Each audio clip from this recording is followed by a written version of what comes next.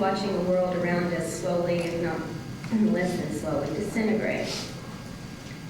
And furthermore, I believe that the aliens know our psychology very well. There are those who would excuse the pain, the trauma, and so on that they inflict upon us because they don't understand us. Well, I don't buy that for a minute. They understand us very, very well. The manipulation of our minds shows us that.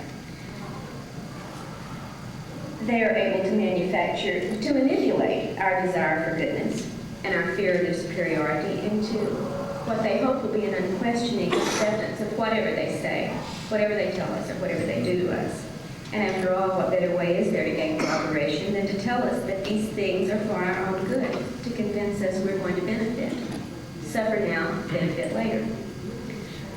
But when we look at all the data, at the actions of these beings, and at the results, the fruits of their labor, this alien interference into human lives, I think there's a great discrepancy between their words and their deeds.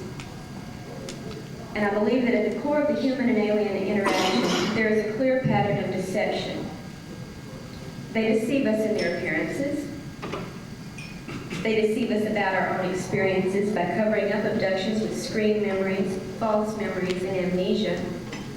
And this much I think anyone out there who's familiar with the abduction phenomenon will accept. This is deception. Call it what you will. We are deceived in these ways.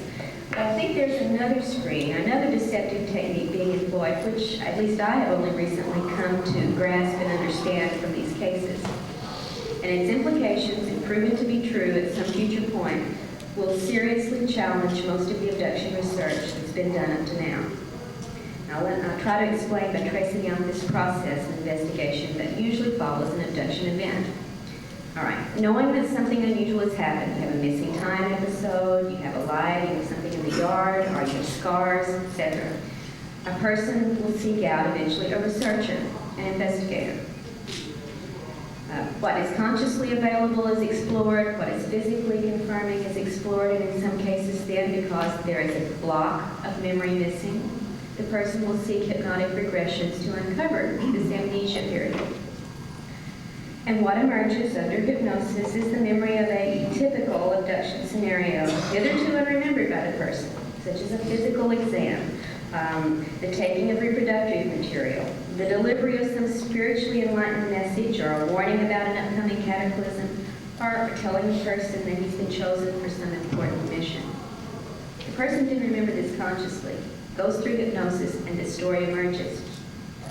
And the researcher and the abductee, having penetrated that amnesia, hear this account and come away from the session satisfied they've discovered the truth about the experience. The less threatening this discovered material, the more benevolent the hypnotically recalled event seen, the more satisfied are the investigator and the abductee. It wasn't so bad, now was it? These beings are our friends, after all, or at least they're not our enemies, and everyone goes away with a sense of relief. But it's now apparent from several recent cases that these recovered memories may be false. They may well yet be another screen, masking events that are much more reprehensible in what is recalled under hypnosis. And I'll use one case. I'll call Lisa to explain this to you.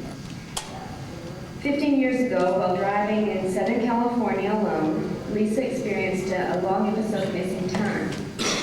When she came back to normal awareness, she was in a different town, miles and miles from where she'd been when it started.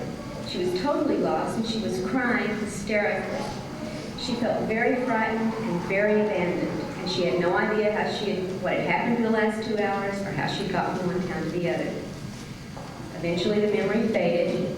In the past few years, other events began to crop up, and this made her search back in the investigation of these recent memories back to other odd things, and that brought us to this missing time episode.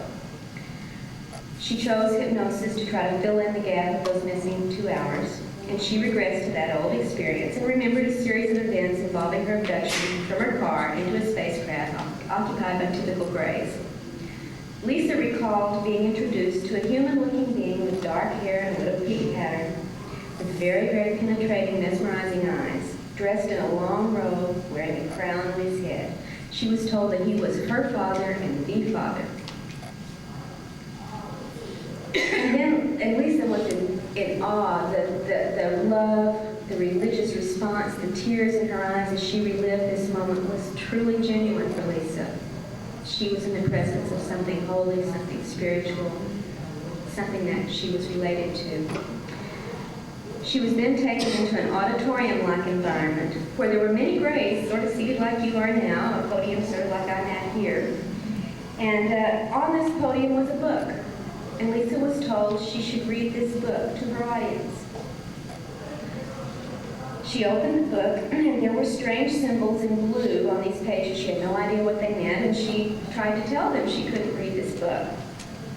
Well, they told her to touch each symbol with her hand, and that the meaning of the symbol would automatically come to her, and so she did this. And each time she touched a symbol with her hand, she received a message she told to the graves in the audience about some particular moral or spiritual message.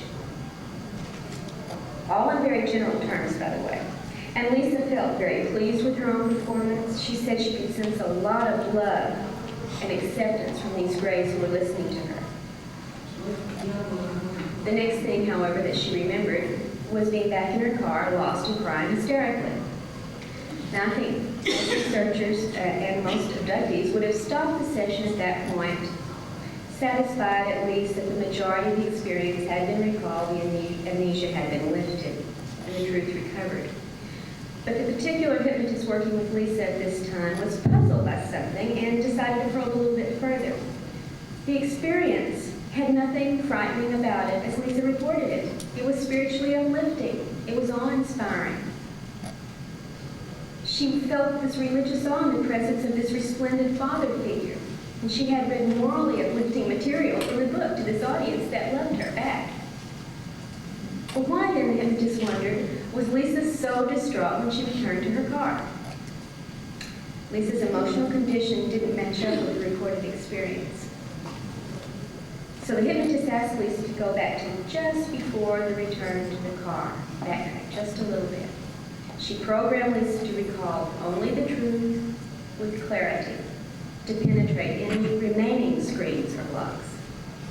When Lisa did this, she saw herself suspended in an encircling tube of colored light. She was naked, and she was paralyzed.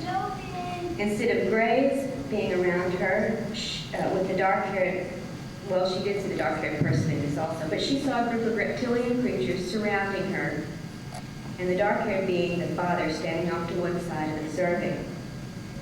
Now, at first she said that the reptilian beings sort of poked and prodded at her body. They used like the fluoroscope or the x-ray to look at the parts while she's hanging there. She didn't